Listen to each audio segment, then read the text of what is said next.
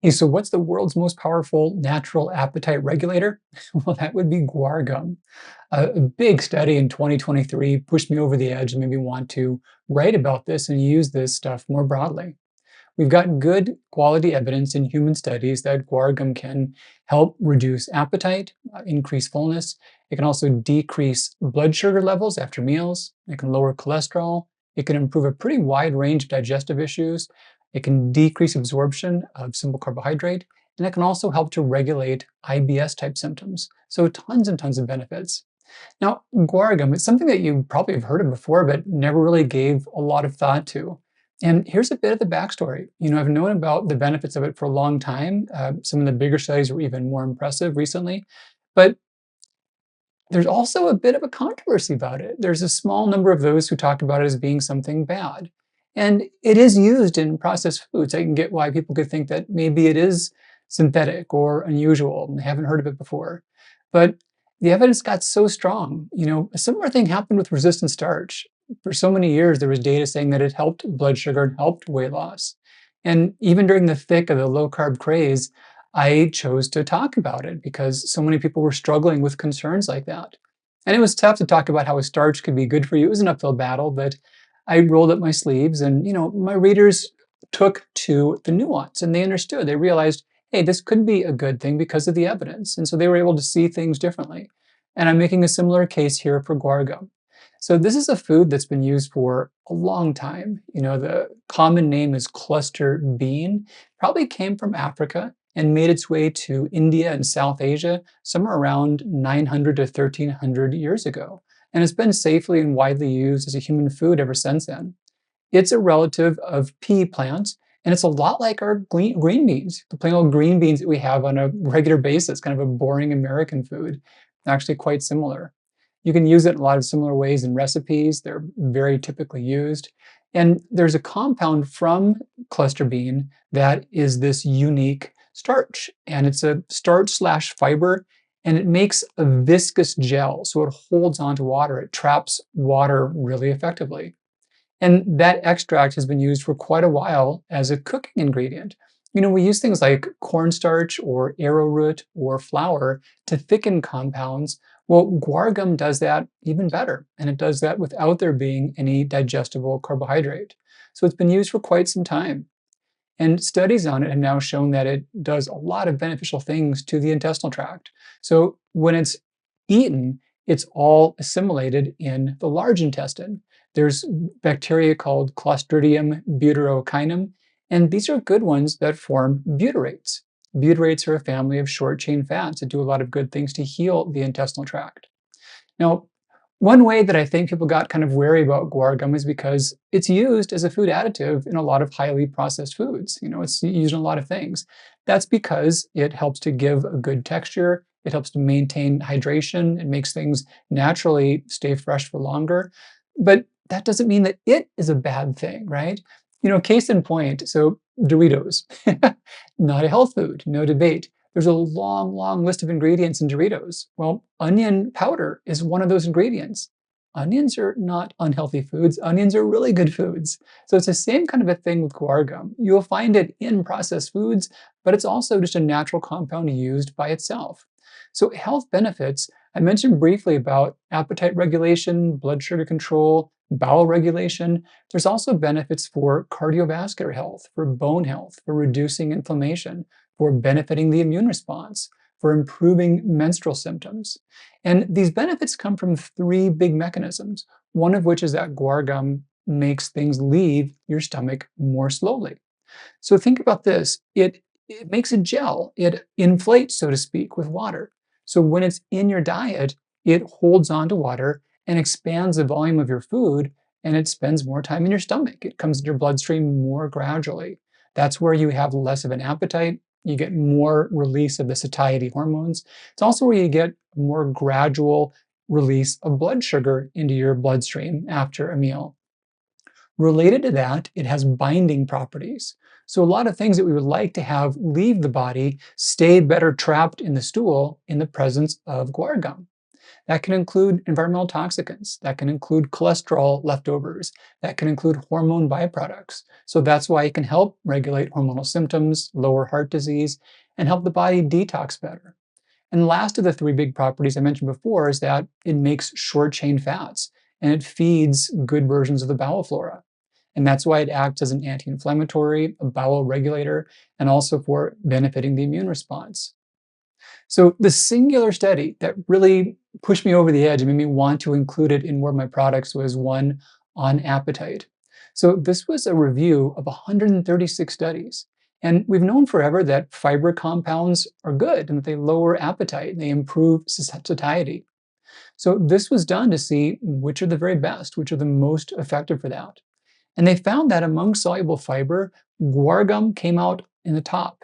Now, the only other one that was almost as good was alginate, and that does have useful properties. The drawback about it, though, is that it comes from seaweed, and therefore it's often high in iodine. It's not a factor with guar gum. There's really no iodine problems with that. But the study showed that, yeah, of all the known fibers, this is our best single option for increasing satiety. So whatever you eat, you're going to feel more full, and you'll feel full for longer. And even hours later, you're less apt to get cravings and crazy hunger later on in the day. We've got similar data saying that it makes blood sugar spike less after meals. That means your body won't make as much insulin. It means you can stay in a fat burning mode for longer. We've got lots of good data about it benefiting digestive health. And this is kind of cool. It can help with IBS when that causes diarrhea or when it causes constipation. It acts as a bowel regulator. So it lowers inflammation and helps the nerves that reach the intestinal tract carry their signals better. Many studies have shown that it'll improve a large number of strains of bowel flora, diminishing some of the harmful ones and increasing the more beneficial ones. And it's even been proven to dramatically lower symptoms associated with IBS, including pain, fullness, nausea, vomiting, gas, bloating, burping, sleep issues, discomfort. All those things have been clinically proven with IBS to decrease in those who use guar gum. One big study divided those with IBS into those that had a more diverse, healthier flora and those that had a worse flora. Both groups improved with guar gum. It made a difference in both groups, regardless of where their flora was going into it. Now, here's a controversial point. There are things you can find that make it out as if it were a cause of bowel inflammation. So how would that be? Well, here's the thing. There were some animal studies that were trying to find out which fibers could block the harmful effects of inflammation. And what they did was, in different studies, they would give either chemicals or infectious compounds or both to rats to damage their intestinal tract. This is animal research. Not a fan, but here's what we've learned from these studies. And then they would give various fibers and see if they help to reduce the harm or not, and to which degree. Now, some studies were done on guar gum in which they used chemical irritants to cause colitis in animals. And some of these shown that when given guar gum, there was less damage. There was a pretty marked protective effect. Well, one study was given with a chemical irritant and also an infectious compound. This was Citrobacter rodentium, which is a bacteria that's harmful for rodents' intestinal tracts. And this one study found that the damage caused by both a chemical irritant and by the infection was not completely reversed by guar gum. It actually said guar gum did not exacerbate the colitis. However, it simply did not lower the harm from what was done. Now, this has been misconstrued to say because these animals had colitis, they had bowel inflammation, and they were given guar gum. So some have looked at this one study and thought, oh, that means guar gum caused inflammation. No, the researchers were very clear. They deliberately created inflammation through chemical means, not from guar gum, from other compounds. And they also gave bacteria to cause inflammation. Guar gum didn't totally stop the inflammation, but it was never thought to be the cause or the cause of the harm.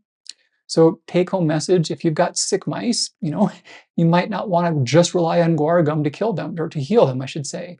But these weren't human studies, and they weren't even studies showing that guar gum caused harm in mice. So really no issues that way.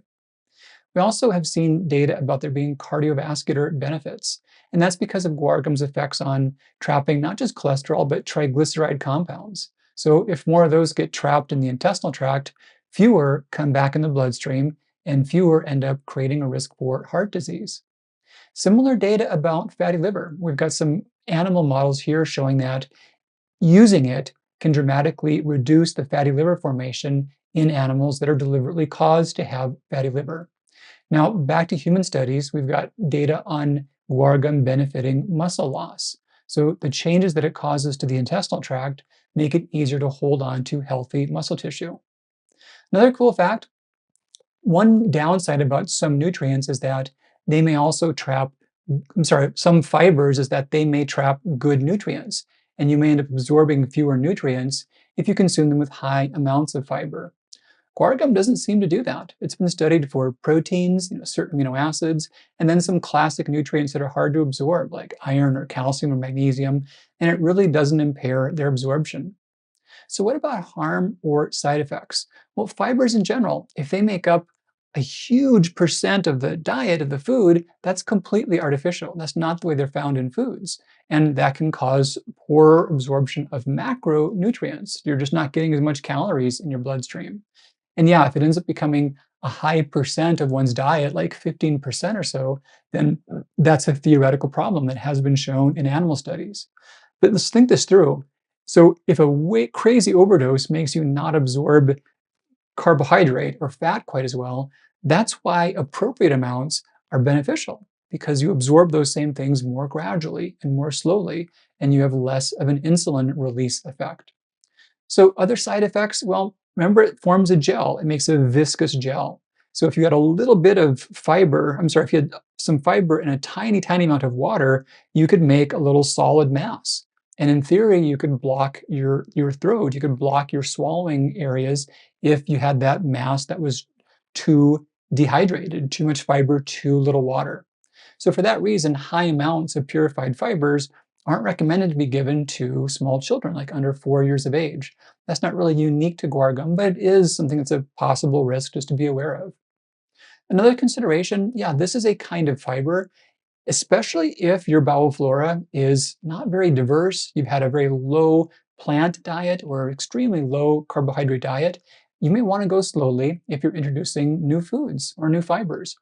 They can cause gas or bloating. That doesn't mean that they're harming you or they're bad for you. It just means that your flora is taking off its training wheels. It's figuring out how to really digest things properly again. So some do better taking it slowly.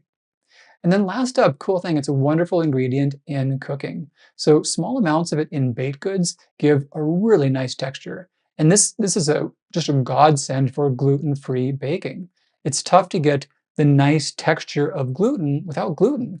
Guar gum is not gluten, has nothing to do with gluten, but the way it traps water, it has some similar effects in baking. So it works really well that way.